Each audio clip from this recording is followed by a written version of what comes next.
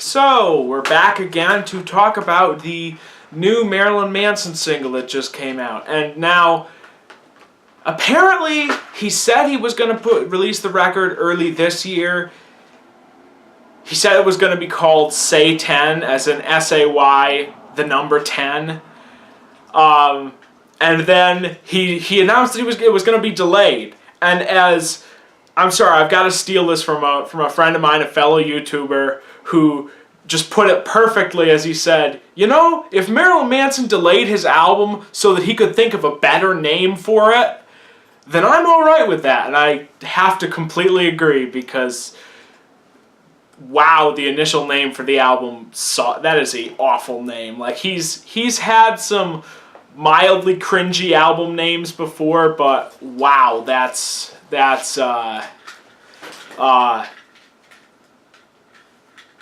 pretty low even by his standards. So the new song dropped today, and I really actually don't have a whole lot to say about it. I really liked his last album. You know, I'm not a fan of really any of his 2000 stuff, or even like that one album he did in 2011 that I can't even remember the name of. I'm pretty much a fan of everything from the first album up to Hollywood, and really the first album and that EP in between that came out in between the first album and Antichrist Superstar are honestly still probably the best things he's ever done, in my opinion. You know, I like the Triptych, but those first two albums are just really unique sounding, really different from everything else that was happening at that time. You know, you could debate whether they're good or not. There's people playing their music really loud outside of the window again, like last time.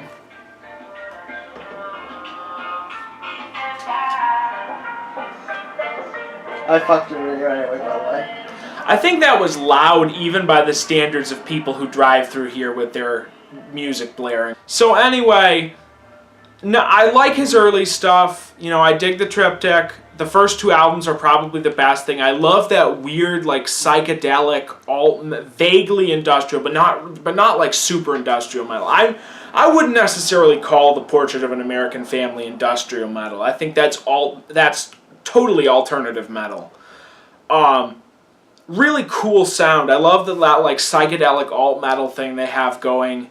You know, the Triptych, you know, it's competent industrial metal in a style of industrial metal that I don't tend to particularly care for. You know, I like really early industrial metal, like Ministry and early KMFDM and whatnot, but when you get into like the more rock influenced industrial metal later in the 90s, I'm not as big into it. But the three albums he did in the second half of the 90s are pretty good at that style.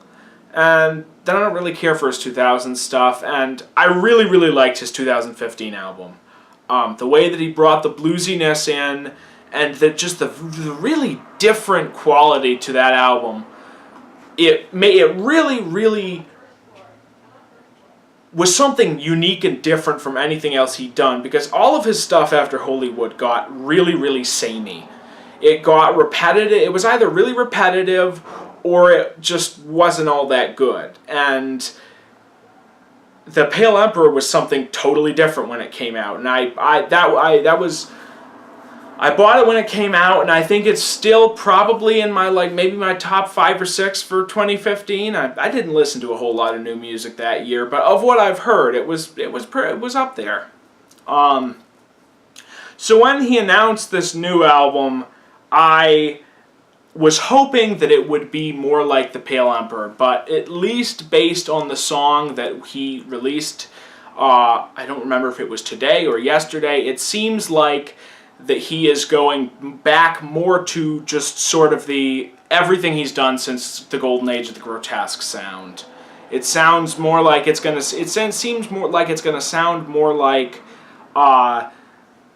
the High End of Low and that album that came out in 2011 that I can't even remember the name of. You know, I can't lie, there's a little bit of disappointment here because my expectations were high after the last album. And this just kind of sounds like every other Marilyn Manson song since the early to mid 2000s. However, the album could be different. These could just be the 2 singles. The album could be a whole lot better. I don't know.